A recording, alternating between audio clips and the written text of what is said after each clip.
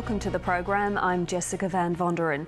Those stories shortly, but first tonight, hopes are fading fast of finding any more survivors from yesterday's asylum seeker boat tragedy north of Christmas Island. It's believed more than 200 people were on the boat when it capsized in Indonesian waters. While more than 100 people have been rescued, authorities fear up to 90 asylum seekers may have drowned.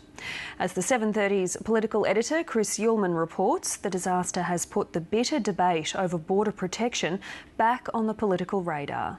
The images are seared on the nation's consciousness. In December 2010, an asylum seeker boat was dashed on the rocks of Christmas Island. As many as 50 people drowned. Usually we don't get to see this. When asylum boats go down, it's far from shore, far from help. Like yesterday when a boat carrying more than 200 asylum seekers overturned in heavy seas 200 kilometres northwest of Christmas Island, in international waters designated as Indonesia's search and rescue zone. An Australian border protection plane spotted the upturned hull in the early afternoon. A RAF plane was sent to drop life rafts, 2 patrol boats steamed to the scene, and 4 merchant ships in the area were called to assist. By evening, a Liberian-flagged cargo ship was on site and began plucking survivors from the sea. And early this morning, HMAS Wollongong was delivering them to Christmas Island. The latest information is that 109 people have been rescued. Those people are either back now at Christmas Island or the rest of them will be back at Christmas Island later this evening. We've got planes in the air right now. What they're telling us is they're still seeing debris out there and life jackets in the water, and unfortunately more dead bodies. The bad news is that throughout the course of the day, unfortunately our search and rescue team haven't found any more survivors as yet. Do you have any count on the number of dead and the number that can be seen in the water? Well, they're seeing a number of people in the water. The reports that we're getting back from Christmas Island are that there were about 200 people on this vessel. So we've rescued 109. So that tells us that there are dozens and dozens of people that have potentially perished. We're now getting towards the end of that 36-hour window where there's a chance of finding people still alive. So as every hour passes, the news gets more grim. So how long will the search continue? Well, the search will continue tonight and the search will continue tomorrow. The water is about 29 degrees and I'm told that people can survive out there in a sea state like Sea State 3 if they've got a life jacket or they can hold on to a bit of debris. But we're getting past that critical period, so it's going to get harder and harder, but we'll continue searching. Our search and rescue teams will be out there tonight and they'll continue over the course of tomorrow, hoping against hope that they can find more people alive. But your fear is that 90 or more people might have died. Well, that's it's looking more and more like that. I think we need to prepare ourselves for the fact that a lot of people have perished. The boat's first distress call came to the Maritime Authority late Tuesday night, but it gave no location. In the early hours of Wednesday morning, another call came, and the location was given as 70 kilometres south of the Indonesian coast.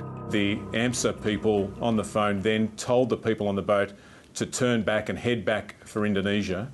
Unfortunately, what we know now is that they didn't turn back and as a result headed south towards Christmas Island. We see this unfolding tragedy that's happening in front of us right now.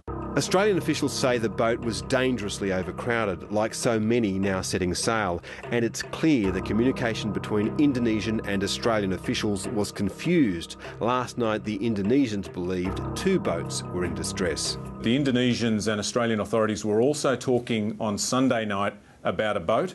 There was a bit of confusion about whether this was the boat that has capsized. The latest advice, Chris, I've got is that that's not the case. The boat that they were in discussions about on Sunday was a boat that arrived at Christmas Island on Wednesday of this week. Border protection's been the most bitterly fought battle in politics for the last 3 years. Ironically, both major parties now agree that only the strong deterrent of offshore processing will stop people making the dangerous journey by sea. But they just can't agree on how that should work. Today, the message from both leaders was the same. They wouldn't have a political brawl while the rescue was underway. We do face considerable loss of life at sea, but a search and rescue operation is underway right now. It is still possible for people to have survived and be in the water. Our deepest sympathies have to be with everyone involved and caught up in this tragedy, and our support and encouragement for all the rescue personnel who are doing their best to minimise loss of life. A terrible, terrible tragedy, and our hearts go out to everyone affected by it. But some believe this tragedy is a sign of abject policy failure, and they did want to talk about it. Let's show some humanity and grow up. West Australian Liberal MP Mal Washer is demanding the major parties reach a border protection agreement in the national interest and to save lives. I feel ashamed to be part of this organisation at the moment. Not my party, part of the whole concept. It's going to the lesson, it's the lesser common denominator here. It's a dumb and dumber competition, right? Let's get better. It's estimated that more than 270 people have died at sea on their way to Australia in the last 2 years. But no matter how passionate the plea for a bipartisan border protection settlement, it's hard to see how the major parties can reconcile on this. And don't expect the political truce to survive the weekend. Parliament will resume on Monday, and with it, politics as usual. Chris Ullman reporting.